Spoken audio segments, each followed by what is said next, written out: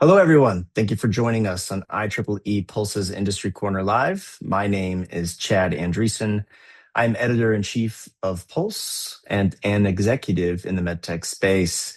Joining me today is CEO of AngioDynamics, Jim Clemmer. How are you, Jim?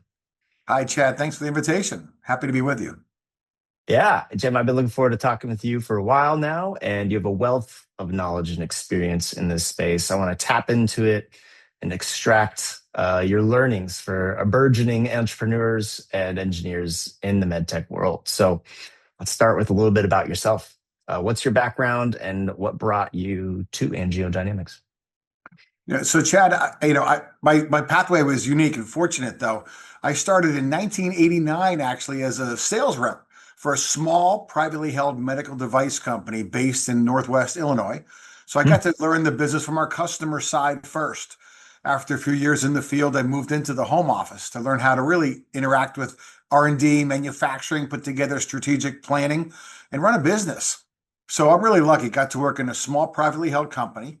Then I worked for a really large multinational global company, a company called Covidian. I got to run one of the two operating companies for Covidian from 2007 when we spun from Tyco as Tyco Healthcare up until 2015 when Medtronic acquired us to build a larger Medtronic.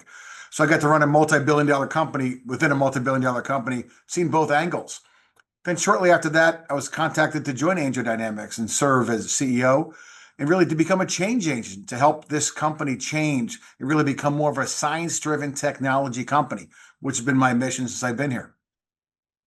Oh, that's amazing. I love the reality of getting to the patients first. And I think that the more that anybody in the med tech space can get with the patients first, I think they develop better products and they can really see how to make that disruptive impact.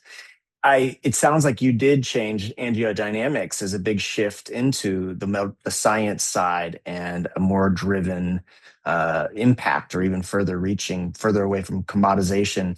Can you tell me how did that process go for you?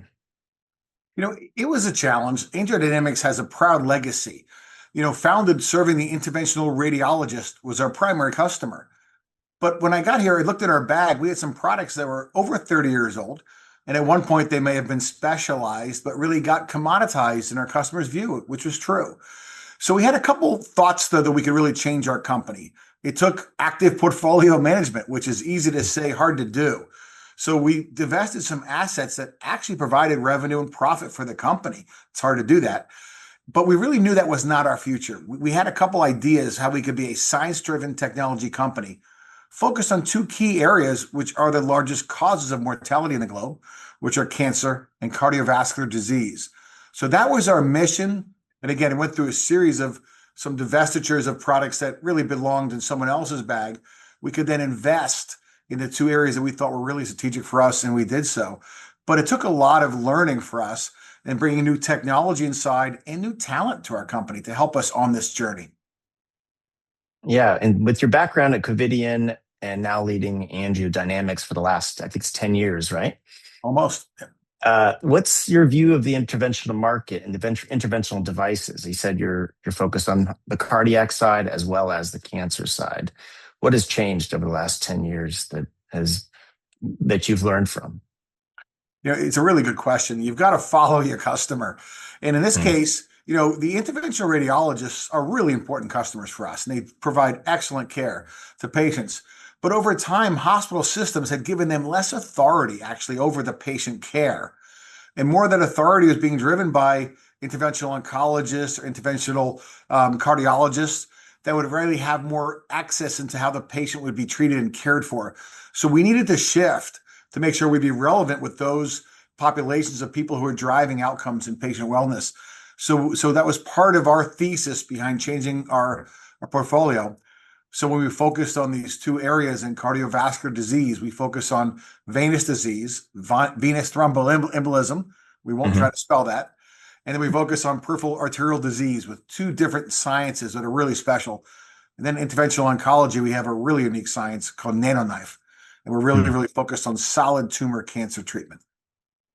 No, it's great. I think it's a good time for us to jump in. Let's hear about the portfolio and the things that are sort of at the top of the list for each of those segments.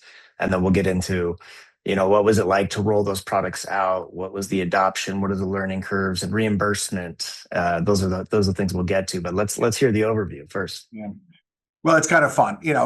I guess I threw my R&D guys a curveball. I said, okay, guys, we're a company with a laser science here. We treat endovascular disease with a laser approach to treat, venous disease. Well, we also found we wanted to be in the peripheral arterial disease market and treat arterial disease. And we found a science started in Israel where it uses a different type of laser delivered through a catheter into the arterial wall, and it could break up the calcium or plaque safely and effectively, but not risk the vessel wall perforation as some mechanical devices can do. So we're actually a company today with two different laser platforms. That's a challenge for anyone. So our R&D guys had to really keep up, our bioengineering team and our field servicing teams. It was a great challenge, but we now have two unique sciences. We understand this science really well, how to deliver energy safely and effectively through our catheters and into somebody's body, and let that energy do its job, breaking up calcium or plaque, opening up vessel walls for safe blood flow again. So that was a really, really important piece of our journey. And also along the way, we had to bring new people in who could help us and grow with us and teach us how to also take that technology further. Today, the platform that we call Arion that treats PAD, we think can do other things in the future. So we're actually investing in other ways to get regulatory approvals, other ways to prove that science, and to give access to physicians to use this unique device to treat other conditions over time. No, that's amazing. So you mentioned, how to treat with the laser so that you're taking off or burning the things you don't want, Yeah. and then keeping things safe that you do want. For the cancer side, can you tell me a little bit of what hurdles and obstacles were there in identifying what you wanted to get rid of and what you didn't, and how does that play out in the product? Yeah. So Chad, here at AngioDynamics, we've actually had two thermal ablation technologies, an RF technology, which is really the first generation of thermal ablation tools, and a microwave technology as well. And those could be used in certain organs that can take heat and take thermal energy to try to destroy the tumor and survive that process. But not every tumor, not every body part can take that level of thermal energy. So we have a science here that we call NanoKnife, which uses IRE, irreversible electroporation, which is a fancy way of saying we'll deliver electrical pulses of energy through our probes. We'll bracket the tumor we want to treat with 4 to 6 of our probes that create a small electrical field around the tumor. The physician would use image guidance to get the target right. Then we'll allow the probes then to deliver energy around that tumor. And what the probes do is the electrical pulses of energy break down the cell wall of that tumor, creating nano-sized particles in the cell wall, letting that cell die naturally within the body, letting the body flush out those dead cells naturally. The really amazing part of NanoKnife is it also keeps then the other organs intact, doesn't destroy other healthy tissue. So we think it's an ideal solution to be used in hard to treat organs or areas that have a lot of other vascular or complex structures around them. So it's unique science. It's hard to understand. And we've had our challenges with the FDA, we'll talk about in a minute, about getting it, approved to be used because it's so unique and special. But we know what this can do. We know how it can benefit caregivers and patients. So we're really, really excited about its future. And you guys just got an updated clearance there with the FDA for prostate. Is that correct? We did. We embarked on a study a few years ago called Preserve to show that the product can be used safely and effectively to treat men with intermediate risk prostate cancer. So about 300,000 men are diagnosed annually here in the US with some level of prostate cancer. We're going to focus on 40% of that population, men who are really given a Gleason 7 score, if you're familiar with how prostate cancer is scored. These are men who kind of are stuck between low level, where people are told, hey, go home, we're going to do watchful waiting. You're going to live with that slow growing cancer in your body. And some men don't like that. Or on the aggressive side, you might need a radical prostatectomy. The doctor might say, we've really got to take your prostate out. And with that surgery, sometimes, even with a robotic element, you still have a high risk of side effects that are undesirable for those patients. So we wanted to give the population between that or another option to be treated using our nanoknife, which our study proved could treat the organ, control the cancer, and reduce the chances of men having incontinence or impotence post-treatment almost to zero.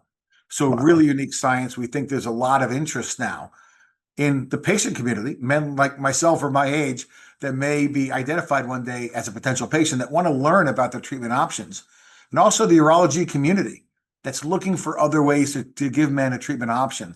So we think that this is a really important device getting on label, which was done almost a year ago. Our study was approved by the FDA, or indication was given last December. So we've taken the last 12 months really educating and creating awareness in the physician and the patient community.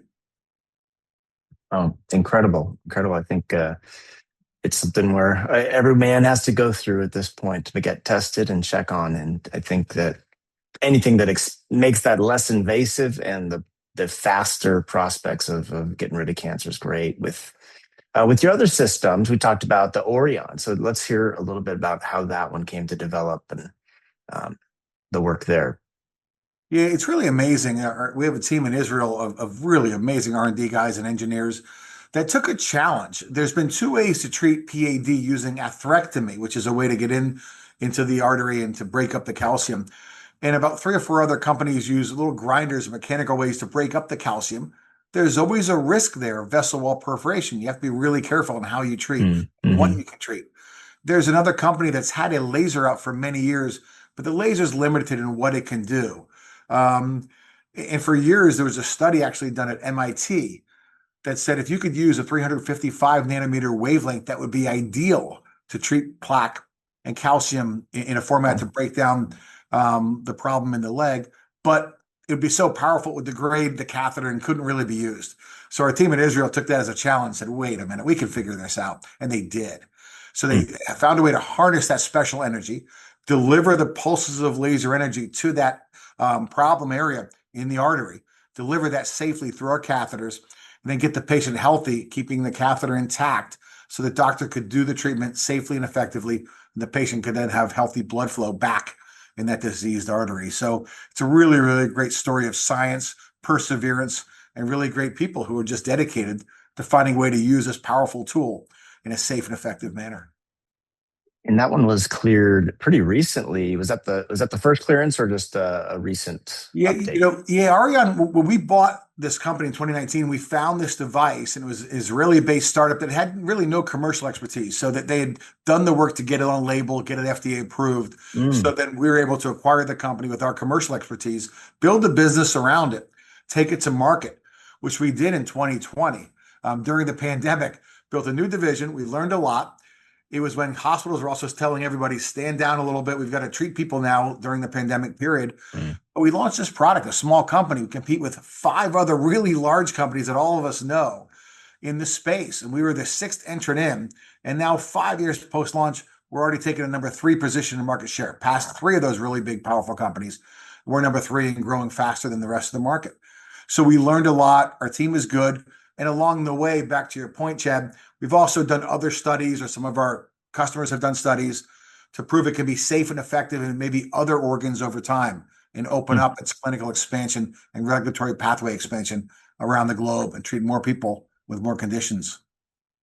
That sounds like a good investment to get to number three within a few years. It sounds like the technology is there. Can you explain, dive a little bit into that commercialization process, like the business model, right? Is it a capital sale equipment plus disposables or subscription? And then what were some of the learning points in bringing it to market? Yeah, it's interesting. Most of what we do and what we sell are disposable single-use items. We Mm. started as a catheter-based company, years ago here, and a lot of the products we sell are still catheter-based. But the two products we just discussed, Arion for PAD and NanoKnife for solid tumors, both are a capital disposable component. In NanoKnife, we have a generator generating electricity that generates out through our probes, and Arion uses a laser energy system to generate the laser energy through our catheters. So each of those cases, we want to get the hardware, the capital on site in the hospital.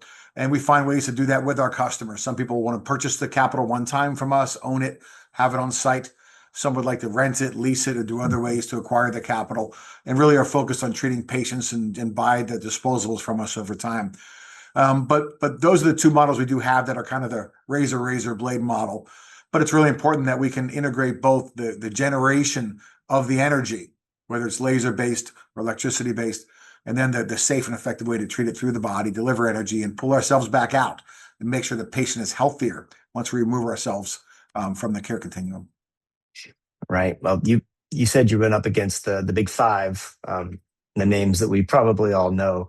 Uh, when I've worked against them as competitors, they usually are able to offer, across a portfolio of products to a hospital and to every aspect. So it's a tough sell, usually with their ability to erode on pricing.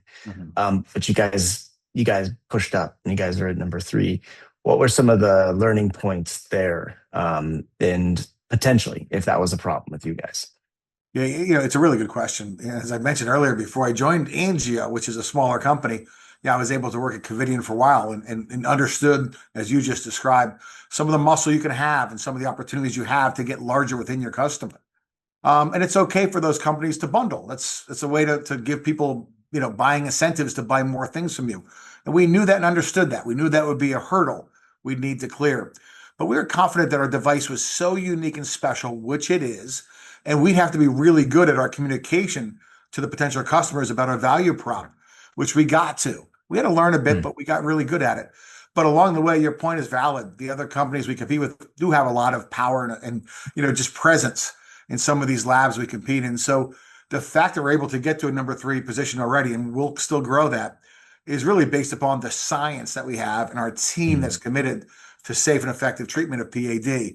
But it is a challenge. Really good point, especially for smaller companies. And you know a lot about that as well. Small companies got to really be committed to your science first, then your business plan, understanding the hurdles you'll have, and find a way to really break the bundle and really to show how you can do that. Um, Patients have a need. Physicians have a way to treat that need. And physicians also are data driven. They want to see proof. The only way you'll get their attention is by proving efficacy, proving safety, and having data to support that. So we married those all together, made sure data did prove our science. It was safe and effective. We had a great team and a good communication plan. When we did that, here we are. And so we've learned a lot, still learn more to learn. But you're right, that's a challenge for any company that doesn't have that size and scale. Yeah, I think that you have these small technologies and a lot of engineers that come out and they don't understand the commercialization side of things. What, how did you guys, or transitioning from the Israeli startup to you guys, with trying to tackle the commercialization process? What was the most important thing you did? Was it physician interviews? Was it having sales reps that had already been in the space? What were some of the things that you key to the success of listening to the customer the most? Yeah, it's a great question. A little bit of everything you said. What we decided to do here at Angio, we had a couple sales forces with really good people here. And some of those folks actually were looking forward to joining this new division that we bought. And out of the outset, I kind of said, no, stand down. I'm going to hire people who know the space out of the gate. So I had to tell our employees, stand down. I'll give you a chance to be promoted in that division one day. But I've got to get the division off the ground first, knowing we had tough competition. So I hired people that had some credibility with that user group and knew some of those doctors. Then I also found that the five physicians that helped our company do the R&D work, the Israeli team do the R&D work. There's some really good established physicians in the US that help them collect data to support the FDA submission for the 510K that was awarded. So I visited those physicians myself and told them how serious we were, why we bought the company, our approach towards this market, how we would support them differently, those really big companies, how we would listen and learn and act more nimbly, being small. I took our size as an advantage and communicated that, showed how serious we were. We wanted to earn their trust and their respect. And we did that. But you have to use more than just words. You got to follow that up with actions. And our team did a really, really good job doing that. So, it's not easy to do. It takes an amazing device and it takes a really committed team. That also takes a company to adjust. We didn't get it all right. We had to learn on the fly, adjust and be nimble enough and not to worry about being wrong, but adapt when you are wrong and focus on how you can be right more often. Wow. No, that's a great point right there, is being nimble. Yeah, one thing that I love that you said, the sales guys, you have to hold back the horses, hold back. Let's Yeah, figure this thing out. yeah, I think that's the best part about a good sales force is the yeah, hunger to grow into yeah, something new. yeah. Um, the other thing to think about that you brought up that I thought was good is the commercial is listening as a small company. And that is such a big part of how technologies get stagnant or large companies get stagnant if there are only a few players in the space or they carve out their little niche. And it's a great place for small companies to expand on, to be the one that actually listens and executes and responds. We see that in all my spaces where it's there's always some way to put that advantage. If you don't have the bundled pricing, there's something else you can give there. Yeah. Agreed. And for our case, a lot of it was, we had physicians who kind of heard of AngioDynamics or said, "Oh, you guys make that cool catheter I used to use." We had to say, "Well, we're that company, but we're also science driven now, and give us a chance to show you this device." Earn their trust and their respect. We also did that through a series of scientific forums that we sponsored and a way to get Good. involved in the community, earn their trust and respect. And I just attended one we sponsored about 5 weeks ago. And what was really unique, even though we're small and trying to get seen, we sponsored the event. Then we turned it over to these physicians who took time of their, flew around from around the world to come to our weekend, take times away from their families to come to our event and share data, share their experiences with their colleagues on work they had done and data they collected. So there was no AngioDynamics person selling our products in those points. We sponsored an opportunity and we stood down and let these physicians run it. We sat in the back of the room. Sometimes they talked about our competitors' products that had good outcomes. We're okay. But by sponsoring these forums, getting involved, learning how to meet new doctors that really mattered, I think it established some credibility for us early on and showed that we're really here for the long term. This is a company that's going to have a long future based upon how we develop these physician relationships in the pipeline we have in our product portfolio over time. So we wanted those two things to merge, our opportunity that we saw in our pipeline and building and cracking that way to get in. We're not the Mhm. biggest company, but we're the ones who are going to listen the most, respond, and care. So again, not an easy journey, but we learned a lot about it, and we're getting that respect now, and it's showing in our results.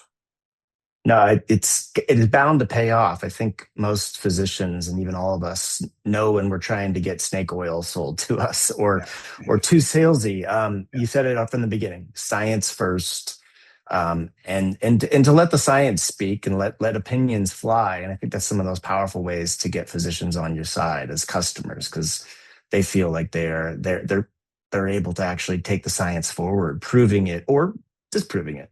yep. And that's a powerful space for these brilliant physicians that are out there, I'm sure. Let me shift gears here for a second. The other part of device development, we've talked a little bit about the FDA, and I'm sure there's tons more nuggets there. But one of the major factors that has been plaguing a lot of startups and technologies is the world of reimbursement. What kind of learning did you guys have there and across your whole portfolio? If there's stories there, I'm sure that most people think it's just about the FDA, or most startups are like, I got to get past the FDA. And I think the shift now is saying, "Oof, I've got a bigger hill than I thought going up against market access." Yeah, Chad, you're dead on. We talk about it here all the time, and we've had to add kind of market access teams in a few different Mm, specialties with healthcare economics and then reimbursement specialists to work with our regulatory and clinical teams, guiding us through the product development cycles. So it's a challenge, and I'll go back to the nanoknife for example. It was about a year ago, last December, we got on label, and FDA gave us the indication and approval. Well, about 2 months earlier in October, they actually approved our CPT-1 code, which takes effect January 1 of 26, really close to now. That was congrats. amazing. I've been doing this over 30 years. I've never heard of a company that actually got their CPT-1 code approved before their even 510K was approved. But that showed how effective our teams were. We had two teams working on parallel path, one on the product 510K FDA work, and one with the healthcare economics teams working on getting that done with the AMA and other user groups that were very interested in our product. So they really supported us. So I'm really proud of the work we did here. We learned a lot. So here we are today with a device that we think can really help this market. Well, now we can talk about it, run label, and January 1, physicians will get paid for using it. But it's not all even still that easy. We have access now, a CPT-1 code will kick in, but the work is still on our plate. You still have to work with the different MACs of the Medicare groups that work with all the Medicare kind of sub-regions around the country. You've got the private insurers that follow a lot of that. And you've got to do value props to them, not just clinically, but also economically, how it'll fit the patient benefit and the hospital caregiver benefit. So it's a really challenging thing, Chad. It hasn't gotten easier in my years in this business, but you're right. It could be a dislabeler for a company that maybe just focus on technology and not looking at market access. Market access can be really, really challenging. And teams need to really think that through and have a really good strategy as they're developing what they may believe is a significant product. Number one, congrats for fast access to a CPT-1 code and the fact that you got it before a 510K. I think a lot of people have assumed that you can't talk to the AMA before you have a FDA clearance. And it sounds like you guys have a great team that understood that. And I think that that's a question mark for still a lot of startups that I know that say, oh, I can't talk until we have an FDA clearance. And so that's amazing. And then you guys didn't go to a Cat 3 code. Do you have any insight into why that would be more beneficial or less beneficial, why you went straight to the Cat 1? Yeah, we debated it in the process, and our teams really thought to get the usage that we thought we'd get. We wanted to go right to a Cat 1 code. It can be challenging, but we really wanted to make sure there was significant physician reimbursement along with the facility reimbursement together, get that alignment together. And there are other companies and other technologies that have been introduced in what's called the focal therapy market. When you treat the prostate by keeping it in the body, you're treating the tumor, not taking the prostate out. That's the focal therapy market that we want to be a major player in. And the other companies haven't really taken ground there yet for one reason or the other. We really thought our device is so unique and special. We knew the outcomes would work.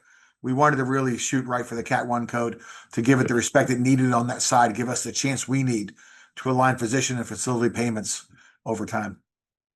No, it's brilliant. Yes, Cat 1s definitely are the better way to go, but there's always a place for all of these things. Agreed. With private payers, what does that process look like after Medicare is good? And how has that experience been with getting private payers to agree to coverage? Yeah, well, it's a work in progress. So we're still learning it every day. Years ago, even when we knew we were shifting this company, I was taking it in a different strategic direction. We even shifted some of the thought leaders that we have that help us. I added some new people to our board of directors that could help us there. Somebody who's really, really experienced, a person who has run a former CEO of health insurance companies. And she's been really helpful for us, giving guidance to an area that we didn't have a lot of specialty in. We also brought on a physician who was a CEO of a really major hospital in a large city in America soon too, that had done everything from being a caregiver, a surgeon. He was actually the CMO for a really large company and the CEO for a really large hospital. Just his wealth of knowledge of the whole care continuum from the patient to the caregiver to the payment side and the facility side has been helpful. So really getting advice from people like that who are really, really interested in our journey and helpful. They don't have all the answers either. They can usually open up doors or give you access to other people to get good information from. But, Chad, it's a really challenging area for our company and any company in the space. But you're right, giving people the idea you need to think about market access because a great device isn't all that you need here. You need to have both.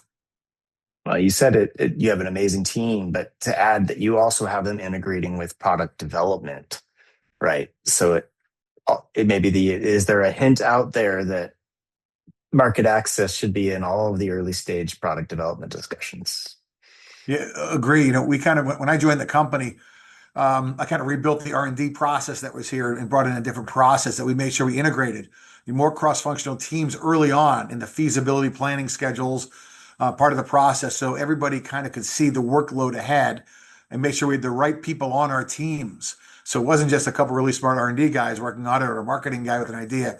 We wanted to have some cross-functional alignment in our company or find gaps where we need to fill those gaps with some cross-functional experts. And I think the R&D process and looking at it and not being stuck and being, flexible enough to say, we've got to adapt our process actually to the needs of where we're going. And our company kind of leaving more of that, supplies, commodity space, going to high tech. we knew we had to take a look at that process and bring in more expertise. So Chad, for us, that was important as well. Not only to guarantee our products would work, but also we'd Mhm. be ready for the market access challenges along the way. Yeah. Well, you had a big shift from big company of Covidian. I'm sure you had, I don't know, how many employees did you have then? So Covidien had 41,000 employees. Wow. Wow. And where's AngioDynamics at these days? We have about 700 employees, so a little different scale. Right. Yeah. A big difference in scale, but what have you learned? What's the biggest knowledge transfer that you've had, and experience transfer for that, for the pure size of it? Do Yeah. you have any, what was that experience? How's that experience been overall? And then, of course, Yeah. what have you learned? A couple of things. First of all, Covidien, to our credit, we managed it. We made believe we were small, even though we had 41,000 employees, had some muscle, had some scale. We acted as if we didn't. So we tried to Mm, keep a sense of urgency alive and keep some entrepreneurship within our company, letting people have some access to our ideas, but fill in those blanks with kind of an entrepreneurship approach. And that was helpful. And I think it kept us a little more nimble than maybe some other larger companies. And I tried to bring that here as well, where we are actually smaller and could be nimble, but I think we didn't have the ideas to rally around yet. So we had to kind of recreate this company. And once we did, created a new strategy and direction. I think it really empowered our company then to be nimble, use our small size to move quickly. So you really got to take a look at what the situation is, figure it out, and see what you want to be. And along the way, that word that we all say and no one wants is change. I had to change this mm, company and people had to be ready for change. And it's not for everybody, mm, but we found people who mhm. wanted to change and wanted to be a part of change. And that's always really important along the way. I think a great little insight there, that to always keep it small, to give people creativity. It Yep. sounds like, right? You Yep. said the entrepreneurship side. I think it's a feeling of creativity, or even a feeling that you're in control of the reins at some Mhm. level. Um, well, we are almost at time. I want to ask my last question, but do you have any other thoughts before we skip into the my final question? I really enjoyed our time to speak about it. And, our company is one of many. Our industry is filled with really, really great companies who have done amazing things and also stories where things didn't work for whatever reason. Some great ideas and great products didn't always make it commercially. So I think what you're doing is opening up this conversation for others to really learn how to do it and get better at it because it can be complex and hard. So kudos to what you're doing. Thanks. And there's always hopefully break down the walls of competition when people don't want to share their when you share Sure. their secrets. But I'm hoping this last secret of yours, Mhm. it is helpful to everybody. But I guess the last question I like to end with is, what have you learned? What do you wish you knew, and something you went through that you could have learned and known before you went through it, right? And you some wisdom that you can pass along to some of the obstacles or even painful moments that you've had. It's a great question. We all have our stories. I guess I would say, looking back, it's easy to look back and say, boy, I wish I was bolder sooner. I wish I moved faster sooner. But the example here at Angio, which became real, when I joined the company, the NanoKnife project was really focused on treating people with pancreatic cancer, which is a terrible disease. Stage 3 pancreatic cancer patients don't have a great outcome usually. But we knew our product could help those people.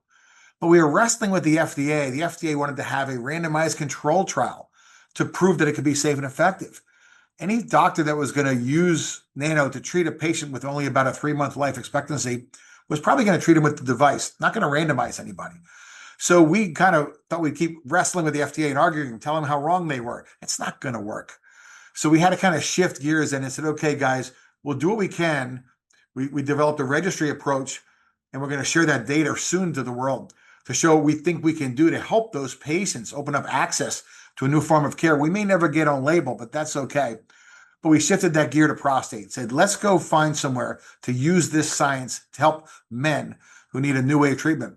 It may not expand quantity of life, but it'll help quality of life. And it gives our company something else to rally around and do and add significance to our size and scale. And we had to do that. So I wish I did it sooner, wish I thought about it, but we had to really shift gears into something that was important to us for the lifeblood of the company long term. No, it's good insight for sure. You're seeing the writing on the wall to to do something that impactful.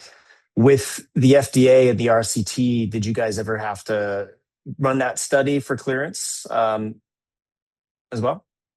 We did. We agreed with the FDA. It's called the Hmm. DIRECT study. You can see that Hmm. published soon. We'll get it published soon. But we're never gonna fill the RCT. No doctor's Right. gonna do that. So we're gonna show the results of our registry, which I can't wait to see them myself. I know they'll be impactful. I think we're gonna show that we can impact the life of these people that have been treated. We're gonna share that data with the FDA and say, hey, can we have a conversation around this? I'm not expecting they'll grant us, an approval indication for that specific organ, but it's Hmm. okay. We want to publish the data, let people know there is an option that could be used. It's up to physicians at that point how they want to use products like ours in that format. We'll stand back and follow the rules of the road, Of regulatory course. Hmm. process. We'll follow those, but we do want to share the data. It's scientific and it's important. I think at some point they definitely will see that data, and hopefully they can push you guys through. So I'm pulling, crossing my fingers for you. Yeah, we'll see. Yeah, thanks. Yeah. Well, thank you so much for your time, Jim. It's been incredible. I hope to catch up with you soon, maybe in one of these next events. And I hope you have fun with all your lasers. Good. Thanks, Chad, for the opportunity. I had fun getting to know you. It was a great conversation. Thanks again. Yeah, Jim. Take care.